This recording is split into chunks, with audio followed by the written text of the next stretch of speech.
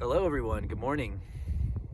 Thank you for joining me today. Thank you for your time, your energy, your attention.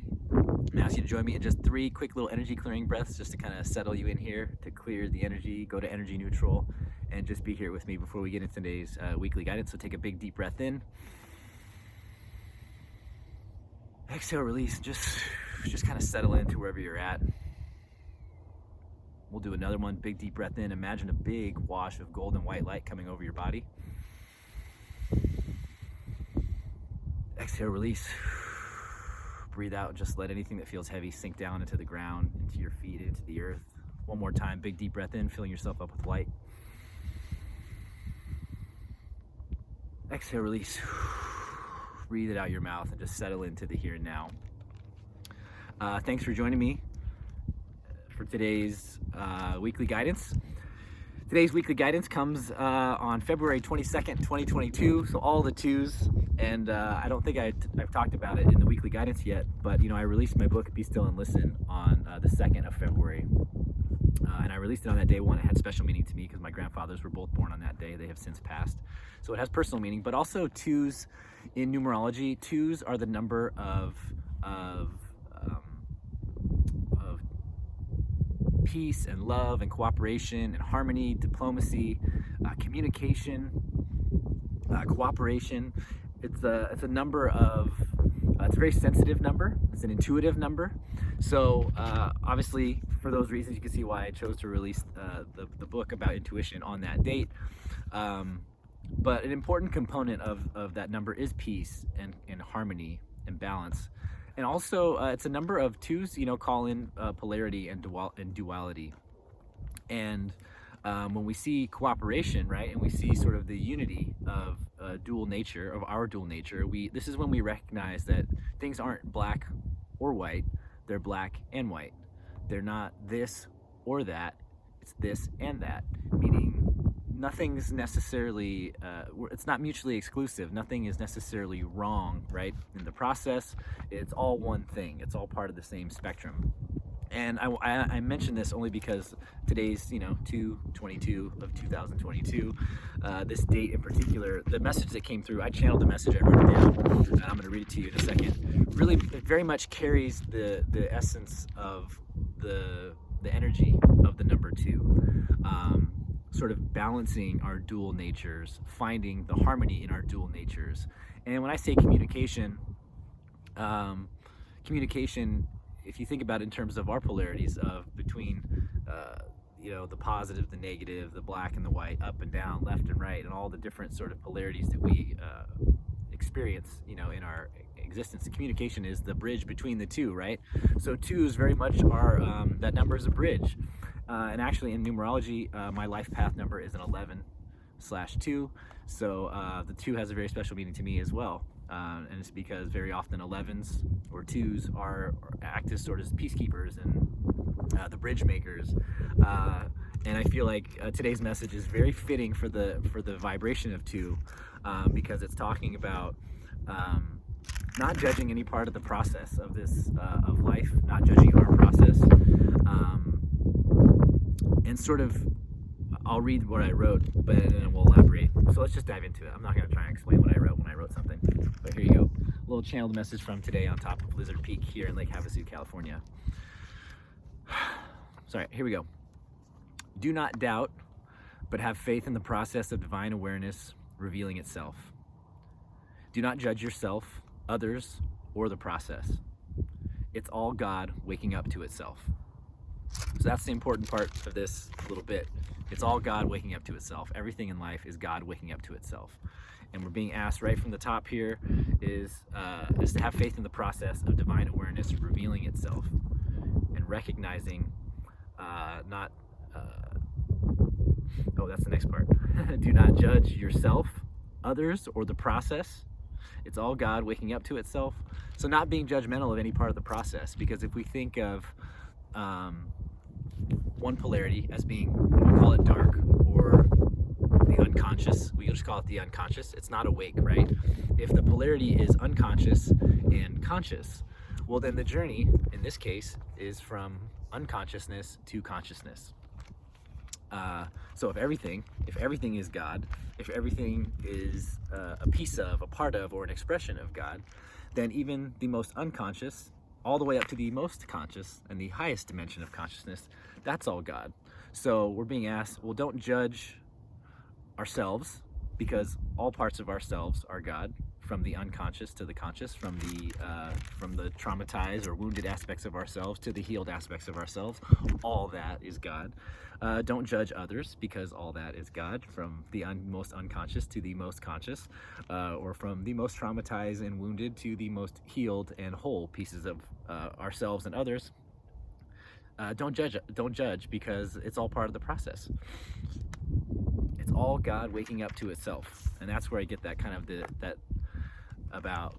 that piece about going from unconscious to conscious.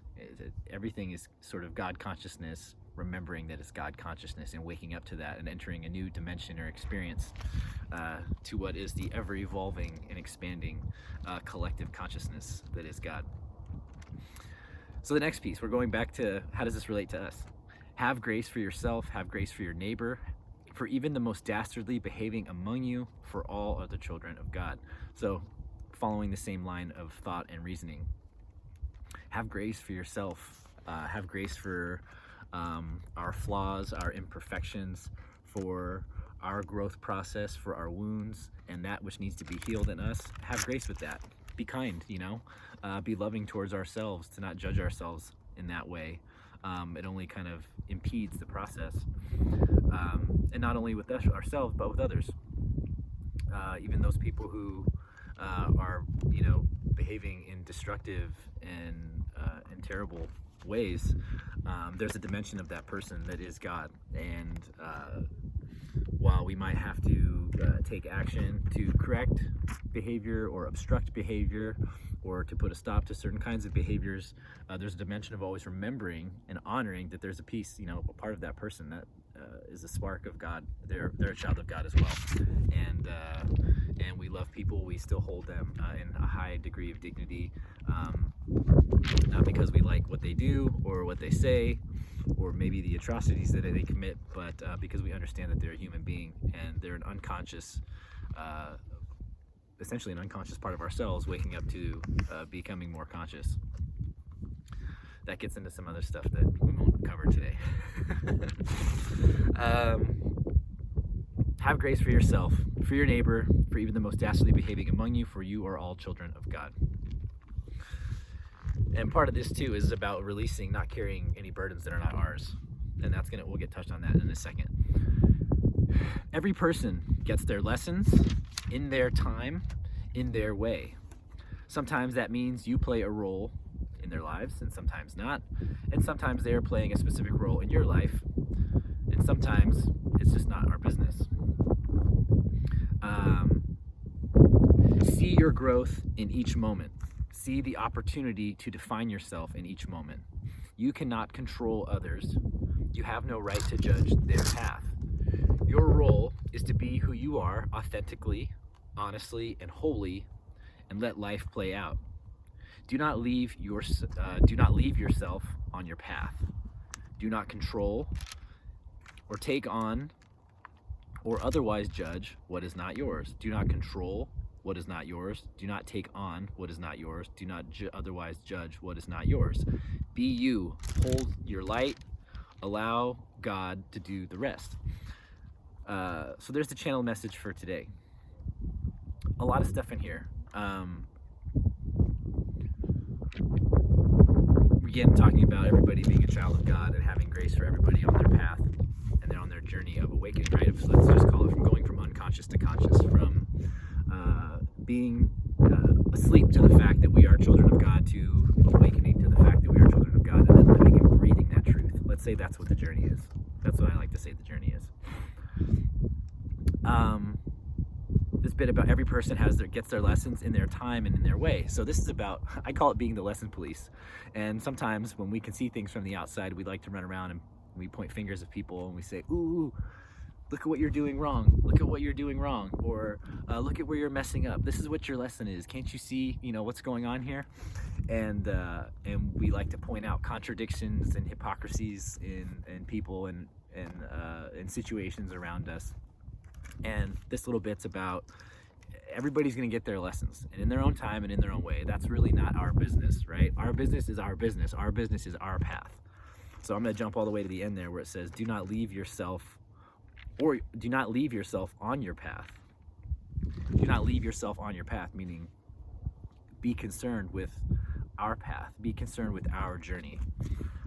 Do not control, take on, or otherwise judge what is not yours. So this is, again, we're not projecting out all the time. We're going to be mindful of what our growth is, what our business is. We're going to have faith in our growth, our evolution, in our process. And we're not going to essentially waste energy